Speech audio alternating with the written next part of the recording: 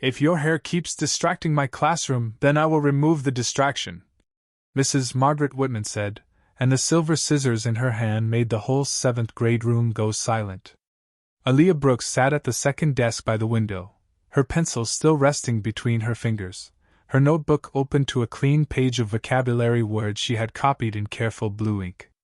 For a moment, she did not understand what the teacher meant. The morning light at Ridgewell Academy fell across the polished floor and the rows of navy uniforms, making everything look calm, expensive, and safe. Outside, a lawn crew moved quietly past the brick walkway. Inside, 24 students held their breath. Mrs. Whitman stood beside Aaliyah's desk with the same cold posture she used when correcting grammar or announcing detention, but this time her eyes were fixed on Aaliyah's braids. The braids were neat, pulled back from her face, each one tied with small gold beads that touched softly whenever she moved her head. They were not loud. They were not messy. They were not breaking any rule Aaliyah had ever read. But Mrs. Whitman had been staring at them all week as if they were a problem waiting to be punished. "Stand up," she said. Aaliyah's fingers tightened around her pencil. Across the aisle, Emily Carter turned pale, her lips parting as if she wanted to speak but could not find air. A boy in the back lowered his eyes to his desk. No one laughed. That made it worse. Laughter would have been cruel, but silence felt like permission. Aaliyah slowly rose from her chair, feeling the smooth edge of the desk against her legs. The tiny gold beads brushed the collar of her white blouse.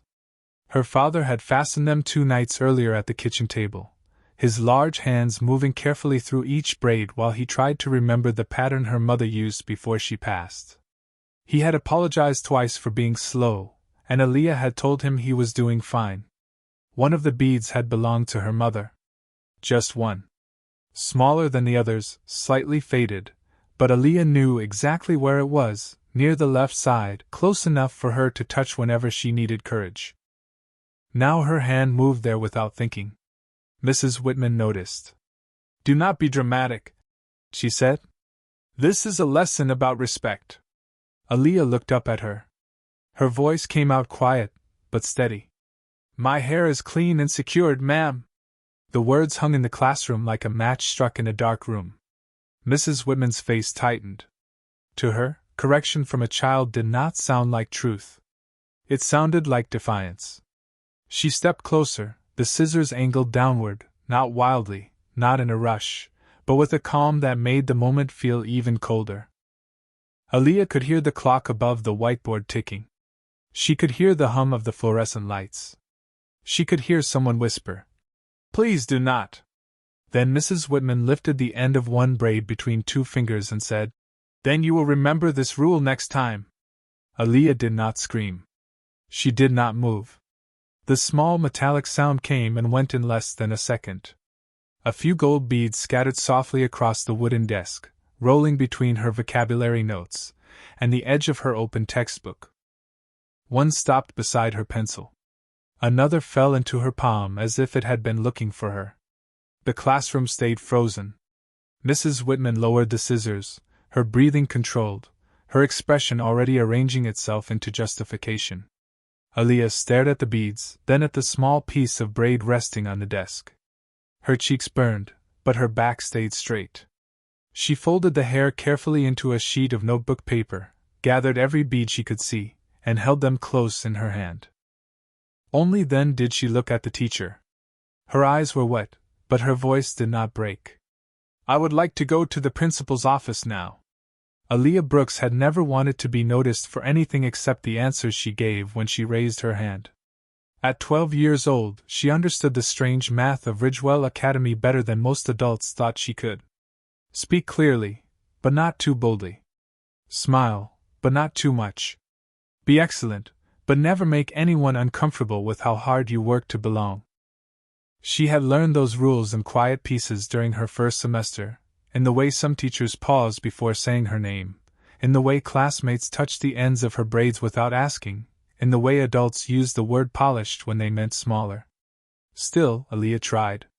She arrived early every morning in her navy skirt, white blouse, and cardigan with the school crest stitched over her heart. She kept extra pencils in a zippered pouch. She highlighted her reading assignments in soft yellow. She helped younger students find the library when they looked lost. Her father, Judge Daniel Brooks, drove her to school whenever court started late enough, and every morning before she stepped out of the car, he said the same thing. "Walk in knowing who you are." Aaliyah always nodded, even on days when knowing felt heavier than forgetting. Before her mother died, Sunday evenings had smelled like coconut oil, clean towels, and peppermint tea. Her mother would sit behind her on the living room floor, parting her hair with patient hands while old jazz played from a speaker near the window. The gold beads stayed in a small velvet box on the coffee table, each one chosen carefully, each click at the end of a braid sounding like love being sealed into place. After the funeral, the box stayed closed for almost 2 months. Her father would look at it sometimes, then look away, as if grief had made even small things too bright to touch. Then one Sunday, he sat behind Aaliyah with a comb, a tutorial video paused on his phone, and a seriousness that almost made her smile. His first braid leaned crooked. The second was too loose. The third made them both laugh. By midnight, his hands were tired, but Aaliyah had cried only once, not because it hurt, but because she realized he was trying to learn a language her mother had left behind. Since then, the braids had become their ritual. They were not decoration. They were memory. They were proof that love could keep working even after loss. That was why Mrs. Whitman's stare had cut deeper than any comment. For weeks, the teacher had called Aaliyah's hair distracting, excessive, not appropriate for a serious academic environment. Aaliyah had gone home and checked the student handbook line by line. Hair had to be clean, secured, and not block the eyes. Her braids met every rule. She had underlined the section in pencil and carried the handbook in her backpack like a shield she hoped she would never need. But now, standing in the stunned classroom with beads warm in her palm and notebook paper folded around what had been taken from her, Aaliyah understood something that made her throat tighten. Some people did not break rules because the rules were unclear. They broke them because they believed certain children would be too afraid to name it. Margaret Whitman had spent 23 years at Ridgewell Academy learning how to make authority sound reasonable. She never raised her voice unless she wanted the room to remember who owned the silence. Parents described her as strict but excellent, a phrase repeated so often at fundraising dinners and parent conferences that it became a kind of armor. Her classroom had spotless shelves, sharpened pencils in identical cups, and a framed quote about character hanging beside the whiteboard. Every desk faced forward. Every bulletin board border was measured straight. Every student knew that Mrs. Whitman noticed everything, from untucked shirts to whispered answers to the way someone's shoes squeaked when they came in late. She believed order was the foundation of learning, but her order had edges that touched some children harder than others. A messy ponytail on one girl was youthful. A loose curl on another was charming. But Aaliyah's braids were too much, too loud, too distracting, too different from the quiet picture Mrs. Whitman wanted her classroom to present when visitors walked past the open door. She did not call that bias. She called it standards. She did not call it cruelty. She called it preparation for the real world.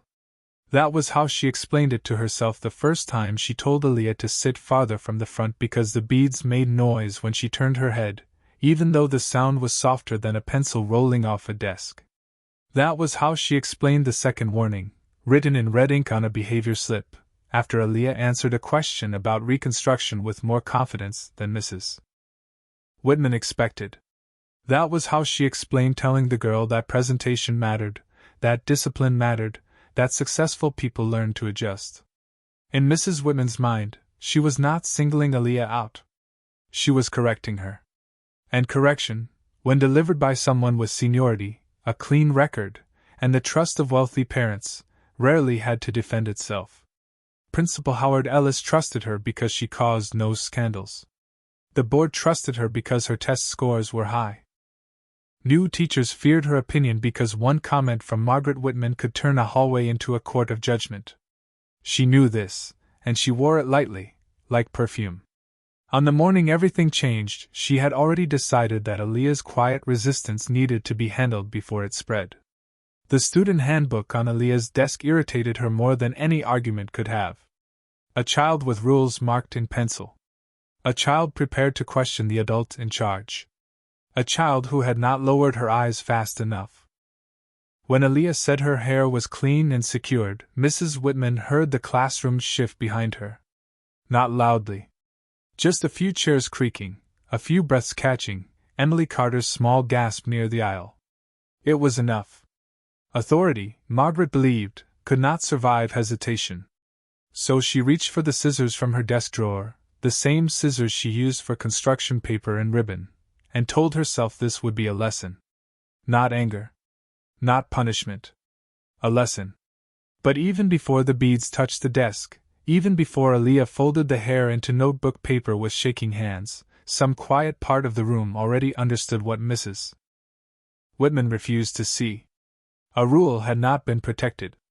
A child had been humiliated, and everyone had witnessed it. Aaliyah did not leave the classroom quickly. She moved with the careful slowness of someone carrying something breakable, though all she held was a folded sheet of notebook paper and several small gold beads pressed into her palm. The room stayed silent as she stepped away from her desk. Mrs. Whitman stood near the whiteboard with the scissors lowered at her side, her expression already changing from certainty into control. "You may go," she said, as if permission could make the moment orderly again. Aaliyah did not answer. She picked up her student handbook from the corner of her desk, the page about appearance policies still marked with a yellow sticky note, and tucked it beneath her arm. Emily Carter's chair scraped softly behind her. "Mrs. Whitman," Emily whispered, her voice thin but clear enough to reach the front of the room. "She did not do anything wrong." The sentence was small, but it opened a crack in the air. A few students looked at Emily with wide eyes. Mrs. Whitman turned slowly. "Sit down, Emily." Emily's face flushed, but she did not take the words back. Aaliyah looked at her for 1 second, just long enough for gratitude to pass between them without sound, then walked to the door. The hallway outside felt too bright. White walls, glass trophy cases, polished floors that reflected the overhead lights and long cold strips. Behind her, Mrs. Whitman resumed speaking to the class in a voice so level it almost frightened Aaliyah more than anger would have. "Open your books to page 112. As if nothing had happened. As if a child's dignity could be placed beside a lesson plan and ignored until dismissal. Aaliyah's shoes tapped down the hallway, each step steady because she made it steady. She passed the library, the framed honor roll, the display of college banners, and the school motto carved into dark wood above the main office, "Character before achievement." The words blurred for a moment. She blinked hard. She would not cry in the hallway if she could help it. Not because crying was wrong, but because she knew some people mistook tears for weakness, and she had already been made to feel small enough for one morning. At the office window, the secretary looked up and smiled automatically, then saw Aaliyah's face, the folded paper, the beads in her hand, and the smile faded. "Honey, what happened?" Aaliyah opened her mouth, but the first breath caught. She set the handbook on the counter instead and opened it to the marked page. Her finger found the lines she had read over and over the night before. "Hair must be clean, secured, and kept away from the eyes. I need to speak to Principal Ellis," she said. "Mrs. Whitman cut my hair." The secretary froze. Somewhere behind the office door, a printer hummed and clicked. The normal sounds of school kept going, too normal, too calm. "She what?" the secretary asked softly. Aaliyah unfolded the notebook paper just enough to show the end of the braid. The gold beads in her palm shifted with a tiny sound. That sound made the secretary stand up. Within minutes, Aaliyah was seated in a chair outside Principal Howard Ellis's office, her knees together, her handbook on her lap, her hand closed around the beads. She could see her reflection in the glass of a framed award across from her. One side of her hair looked almost the same if she did not turn too far. Almost. That word hurt.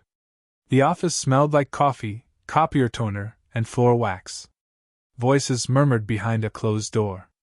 Aaliyah heard Mrs. Whitman's name, then the word misunderstanding, then Principal Ellis saying, Let us be very careful with language. Aaliyah stared down at the beads and thought of her father's morning words. Walk in knowing who you are. She had walked in knowing. Now she sat there holding proof that someone had tried to make her forget. Principal Ellis did not call Aaliyah's father right away. That was the first thing she noticed. Adults at Ridgewell Academy moved quickly when a tuition check was late, when a donor's child felt overlooked, when a parent complained about parking at morning drop-off. But now, with a folded piece of her hair resting on the secretary's desk and gold beads cooling in her palm, time became slow and careful.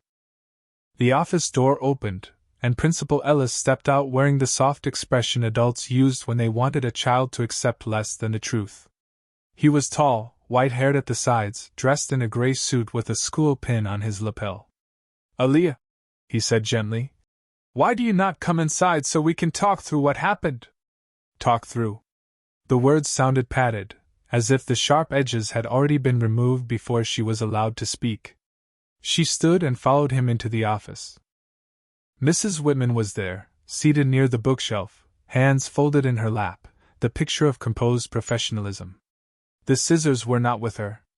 Somehow that made Aaliyah feel colder. Principal Ellis gestured to the chair across from his desk. Mrs. Whitman says there was an issue with classroom distraction and a misunderstanding about compliance. Aaliyah sat down slowly. It was not a misunderstanding. Mrs. Whitman inhaled through her nose. Aaliyah, tone matters. The word tone landed almost exactly where the scissors had. Aaliyah opened the student handbook on her lap, turning to the marked page with fingers that wanted to shake but did not. The rule says hair must be clean and secured and kept away from the eyes. My hair was clean. It was secured. It was not in my eyes.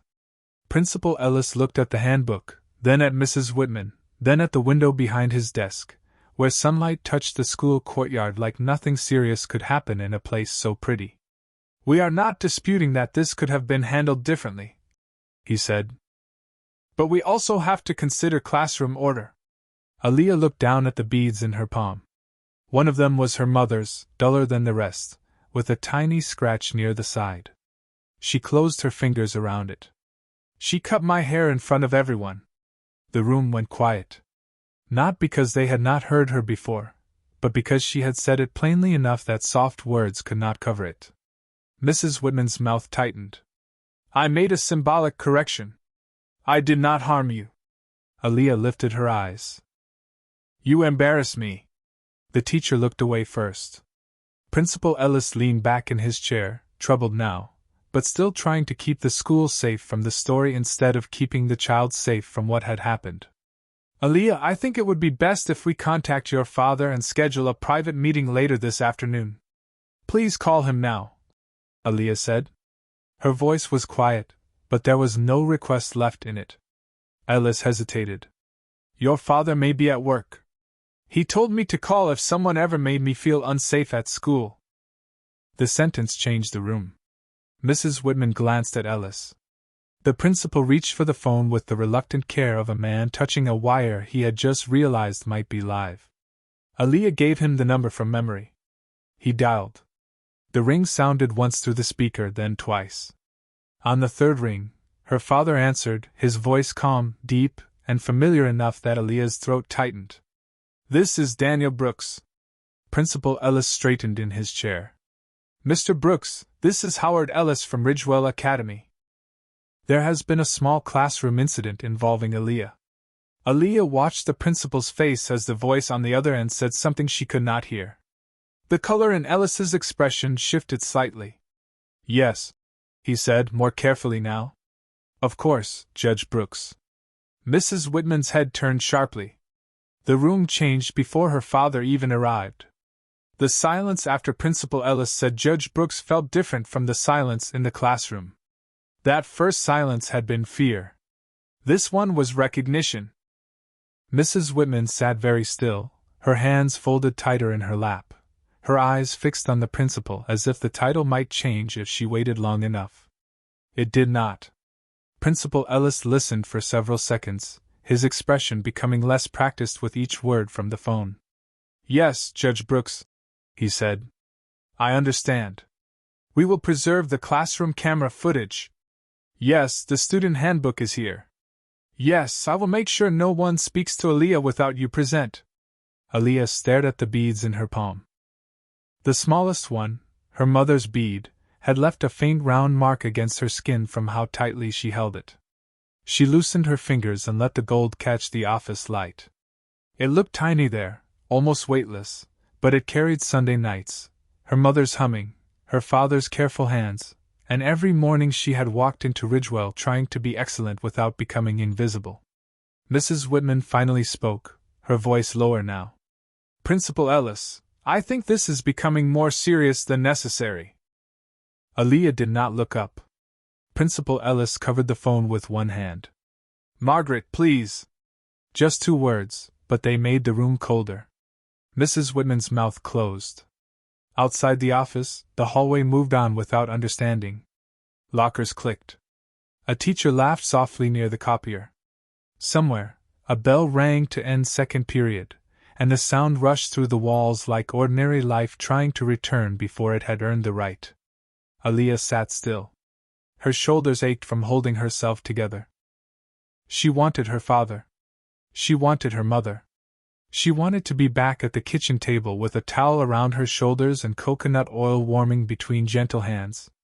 Instead, she sat beneath framed awards and polished promises while adults measured how much of her pain could be managed without becoming a scandal. Principal Ellis ended the call carefully. Your father is on his way, he said. His tone had changed. Not kind exactly. More precise. More aware. Aaliyah nodded. Mrs. Whitman shifted in her chair. I have taught here for over 2 decades, she said, speaking to Ellis but watching Aaliyah now. My record speaks for itself. Aaliyah lifted her eyes. So does mine. The words were quiet, but they stopped the room. Mrs. Whitman blinked. Principal Ellis looked down at the handbook, then at the folded notebook paper on his desk. For the first time, he seemed to see both as evidence, not inconvenience. If this moment touched your heart, remember Aaliyah, because no child should have to sit alone in an office holding proof of her own dignity. Minutes passed. The office clock clicked above the bookshelf, each second small and sharp. Emily Carter appeared at the glass window, guided by the secretary. Her face was pale, her eyes red, but she stood upright. I need to tell what happened, Emily said through the opening door. Mrs. Whitman turned toward her. Emily, this does not concern you. Emily swallowed. Yes, it does. Aaliyah felt something loosen in her chest, not relief, not yet, but the first warm breath after cold water. Principal Ellis stood. Emily, please wait with Mrs. Grant outside until Judge Brooks arrives. Emily nodded, but before stepping back, she looked at Aaliyah. Not with pity. With witness. That mattered. Then the main office doors opened at the far end of the hall. The secretary's posture changed first. Then Principal Ellis's. A tall black man in a dark suit entered with a leather briefcase in one hand and a calm so complete it seemed to quiet the fluorescent lights. Judge Daniel Brooks did not rush. He did not raise his voice.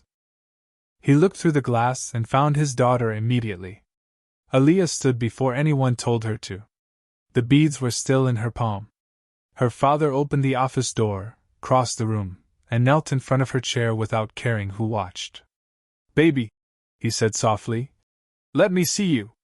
Only then did Aaliyah's face begin to break. He took her hand, saw the beads, saw the folded paper, saw the uneven end of the braid near her shoulder, and something deep moved behind his eyes. But when he stood, his voice remained steady. Principal Ellis, he said, turning to the room, from this moment forward, we are going to call this exactly what it is. Judge Daniel Brooks did not speak like a man trying to frighten anyone. That was what made the room shift so quickly. His voice was calm, low, and exact, the kind of voice that belonged in federal courtrooms where every word had weight and every silence meant something. Principal Ellis stood behind his desk with one hand resting on the edge, no longer able to hide behind soft phrases. Mrs. Whitman sat straighter, but her confidence had begun to thin around the edges. Aaliyah stood beside her father, one hand still wrapped around the beads, the other holding the student handbook open to the marked rule. Daniel looked first at his daughter, not at the adults. "Did you give anyone permission to touch your hair?" he asked. Aaliyah swallowed. "No, sir." "Were you violating the written policy?" "No, sir." "Did you ask to leave after it happened?" "Yes, sir." He nodded once, then turned toward Principal Ellis. "Then this is not a classroom misunderstanding."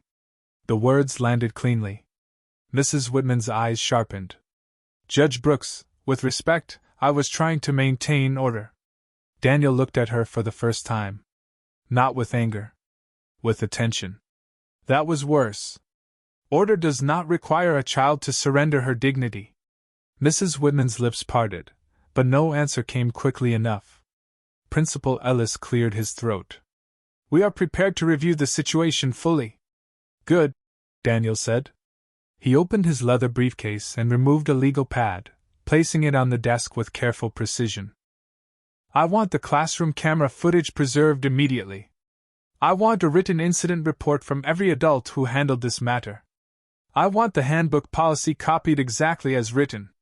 I want all prior disciplinary notes involving my daughter's appearance. And I want every student witness protected from retaliation." The office seemed smaller after each sentence. Mrs. Whitman shifted. "Retaliation? That is an unfair implication." Daniel did not raise his voice. "So was calling my daughter's clean, secured hair a distraction until it became easier for you to change her body than examine your bias?" Aaliyah felt the words move through her like warmth returning to cold fingers. Not because they fixed what happened. They did not. The folded paper was still on the desk. The braid was still uneven. Her mother's bead was still in her palm instead of where it belonged. But for the first time that morning, an adult had named the wound without wrapping it in cotton. Principal Ellis looked toward the glass window, where Emily waited beside Mrs. Grant, arms folded tight, refusing to leave. Daniel followed his gaze. "That student asked to give a statement?" "Yes," Ellis said. "Then she should be heard." Mrs. Whitman's face tightened. "Emily is a child. Children misinterpret things." Aaliyah looked up then. "Children remember things too." The room went still. Daniel placed one hand gently on Aaliyah's shoulder, not to quiet her, but to steady her after she had steadied herself. Principal Ellis opened the office door. Emily stepped in, pale but determined. She looked at Mrs. Whitman, then at Aaliyah, then at the principal. "Aaliyah was not distracting anyone," she said. "She showed the rule." Mrs. Whitman got upset. Then she cut her braid. Everybody saw it. No one spoke for several seconds. The printer in the outer office clicked once, absurdly normal. Daniel wrote something on his legal pad. Principal Ellis's face had moved past concern into consequence. Mrs. Whitman looked at the framed awards on the wall as if they might still defend her. Daniel closed his pen. "Discipline teaches behavior," he said. "What happened here taught fear. There is a difference, and Ridgewell Academy is going to learn it today." By the end of that morning, Ridgewell Academy had stopped sounding like a school and started sounding like a place being forced to tell the truth. Principal Ellis moved differently after Emily spoke. His words became shorter, his instructions clearer. Mrs. Grant was asked to secure the office copy of the student handbook.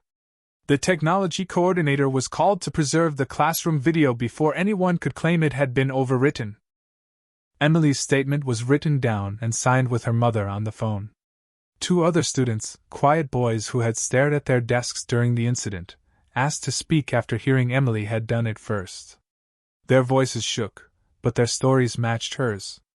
Aaliyah had not been disruptive. Aaliyah had shown the rule. Mrs. Whitman had chosen to make an example of her. Every statement tightened the room around the lie that this had been discipline.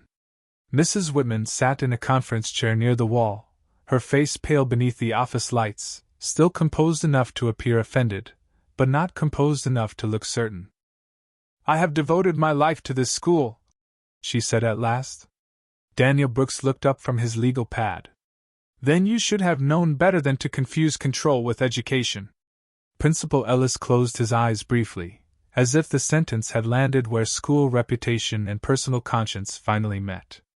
Within an hour, Mrs. Whitman was placed on administrative leave pending a formal investigation. She stood slowly when Ellis told her, one hand touching the back of the chair as though the room had shifted under her feet. For the first time all morning, she looked at Aaliyah without correction in her eyes. What appeared there was not quite remorse yet. It was the beginning of consequence. I did not mean for it to become this, she said. Aaliyah held her father's hand. It became this when you picked up the scissors. No one softened the sentence for her. Daniel did not smile. He did not punish the silence with more words. He let his daughter's truth stand on its own. By afternoon, Ridgewell's board had been notified, and the school counselor sat with Aaliyah in a sunlit room away from the front office while Daniel stayed in meetings that no longer sounded private enough to hide anything. The formal apology came first in writing, then in person from Principal Ellis, who stood with both hands at his sides and said, Aaliyah, the school failed to protect your dignity today. Daniel watched his daughter decide whether the apology could enter the room. She did not rush to accept it. She only nodded once. Please make sure it does not happen to someone else, she said. That was when Ellis looked most ashamed. Over the next few days, the story moved through Ridgewell in whispers, then emails, then an emergency assembly where the school announced a revised anti-discrimination and personal dignity policy. Hair texture, protective styles, cultural expression, and religious expression were named clearly for the first time, not hidden inside vague language about neatness. Teachers were required to attend training on bias, student dignity, and appropriate boundaries. Parents received a letter that did not call the incident unfortunate. It called it unacceptable. Margaret Whitman's classroom was reassigned before the investigation finished. Her framed quote about character came down from the wall. Aaliyah heard about it from Emily, who said it quietly at lunch as if handing her a fragile gift. Aaliyah did not cheer. She did not feel victorious in the way movies made victory look. The missing end of her braids still brushed unevenly against her shoulder. The gold beads still rested in a small envelope in her backpack. But something had changed. The school had been made to say, in writing, that what happened to her was wrong. And sometimes, before healing could begin, the truth had to be entered into the record. 3 weeks later, Sunday evening returned to the Brooks kitchen with the smell of coconut oil, peppermint tea, and rain tapping softly against the windows. Aaliyah sat on a cushion on the floor, a towel around her shoulders, while her father stood behind her with the velvet bead box open on the table. The missing end of the braid had been carefully blended into a new style by a woman from their church who knew how to make repair look like art, but Daniel wanted to place the gold beads himself. He moved slowly, as he always did, separating each braid with patient fingers, checking the pattern twice before fastening anything into place. Too tight? He asked. Aaliyah shook her head. No, sir. He smiled a little. You do not have to call me sir in the kitchen. For the first time in weeks, she laughed without stopping herself. The sound filled the room gently, and Daniel paused as if he did not want to miss it. Near the window, her mother's photograph sat in a silver frame, the glass catching warm light from the stove. Aaliyah looked at it while her father picked up the smallest gold bead, the faded one with the tiny scratch on the side. He held it between his thumb and forefinger for a moment longer than the others. Your mother always put this one near the left side, he said. Close enough for you to find it. Aaliyah touched the spot. So I could remember. Daniel fastened it carefully. So you could remember.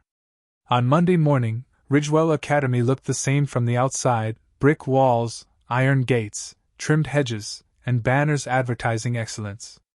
But when Aaliyah stepped from her father's car, the air did not feel the same. Daniel walked beside her to the front entrance, not because she needed protection, but because she had asked him to walk with her once, just once, until the door. Students paused near the steps. Some looked away in embarrassment. Some smiled softly. Emily Carter waited by the entrance with 2 notebooks tucked to her chest. I saved you a seat, she said. Aaliyah nodded, and this time the nod did not ask permission to exist. In the hallway, the display case still held trophies and honor roll plaques, but the school motto above the office had been polished so recently the letters shone, character before achievement. Aaliyah saw Principal Ellis near the main doors. He did not rush toward her. He did not make a scene. He simply stepped aside, lowered his head slightly, and said, "Good morning, Aaliyah." She answered, "Good morning, Principal Ellis," and kept walking. That was enough. When she reached her classroom, the door was open. The desks were in the same rows, the windows let in the same morning light, but Mrs. Whitman's desk was empty of her framed quote, her red pens, her rigid little kingdom of control. A substitute teacher stood near the board with a kind, nervous smile. Emily pulled out the chair beside her. Aaliyah sat down, set her backpack on the floor, and placed her notebook on the desk. For a moment, her fingers moved to her braids. The gold beads rested against her collar, quiet and bright. No one laughed. No one whispered that they were distracting. A boy across the aisle glanced over and said, "They look nice." Aaliyah looked at him, surprised by how simple kindness could sound when it did not ask to be praised. "Thank you," she said. Outside the window, sunlight spread across the courtyard, soft over the brick path where students hurried to class with books in their arms and ordinary worries on their faces. Aaliyah opened her notebook to a fresh page. At the top, she wrote the date in blue ink. Her hand did not shake. The bell rang, clear and bright, and the classroom settled into morning. She touched the smallest bead once, just once, then lifted her pencil. This time, she did not try to disappear.